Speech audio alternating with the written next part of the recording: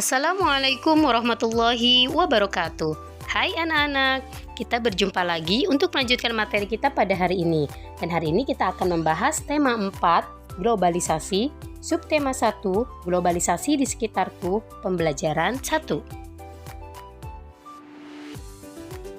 Tujuan pembelajaran: mampu menjelaskan peran dan kerjasama Indonesia dalam berbagai bidang sosial dan budaya. Mampu mengidentifikasi energi listrik dengan benar. Anak-anak, saat ini kita berada di era globalisasi. Di era globalisasi, informasi sangat cepat diakses oleh semua orang di semua penjuru dunia. Globalisasi juga dikatakan sebagai masa yang mampu menembus ruang dan waktu. Globalisasi merupakan istilah yang sering terdengar di zaman modern seperti sekarang ini. Namun, sebenarnya apa sih pengertian globalisasi? Yaitu masuknya ke ruang lingkup dunia. Artinya, hubungan atau keterkaitan satu negara dengan negara lain yang menghubungkan dengan suatu perubahan atau kemajuan ilmu pengetahuan, teknologi, sosial, budaya, dan ekonomi. Globalisasi memungkinkan beragam produk dari negara lain dapat kita temui. Misalkan karpet dari Turki, boneka dari Tiongkok, mobil dari Jepang, jam tangan dari Swiss, susu dari Selandia Baru. Produk Indonesia juga bisa ditemui di luar negeri, misalkan batik. Perkembangan teknologi dan alat komunikasi memudahkan kerjasama antar negara. Begitu juga dengan kemajuan alat transportasi yang memudahkan barang dari luar negeri masuk ke suatu negara dan sebaliknya. Kerjasama negara-negara anggota ASEAN disebabkan oleh beberapa faktor berikut. Yang pertama, sumber daya alam.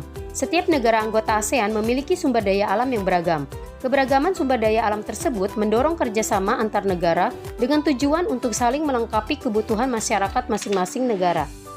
Kedua, berada dalam wilayah yang sama.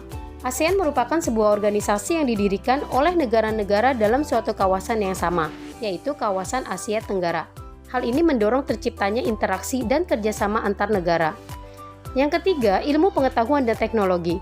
Wujud kerjasama dalam penguasaan ilmu pengetahuan dan teknologi terjadi dalam bidang pendidikan, penggunaan mesin-mesin modern untuk industri, dan ketenaga kerjaan.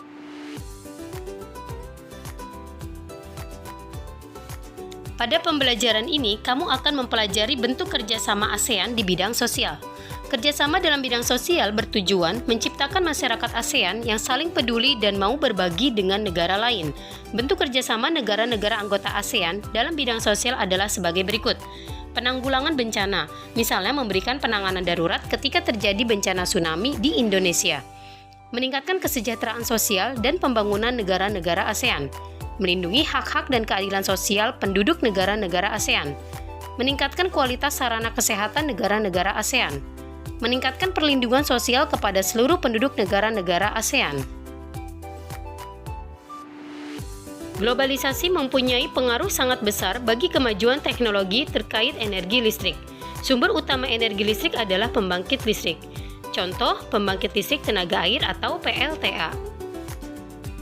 Perhatikan gambar berikut.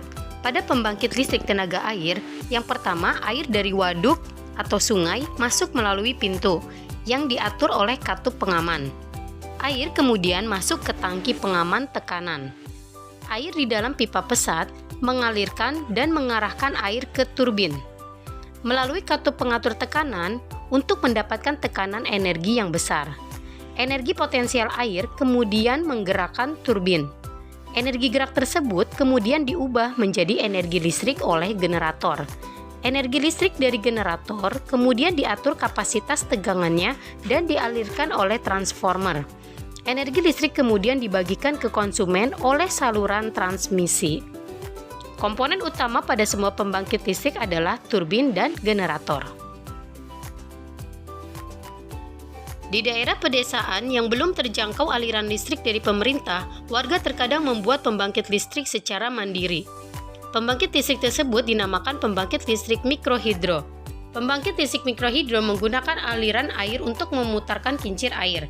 Kincir air kemudian menggerakkan turbin hingga menghasilkan listrik.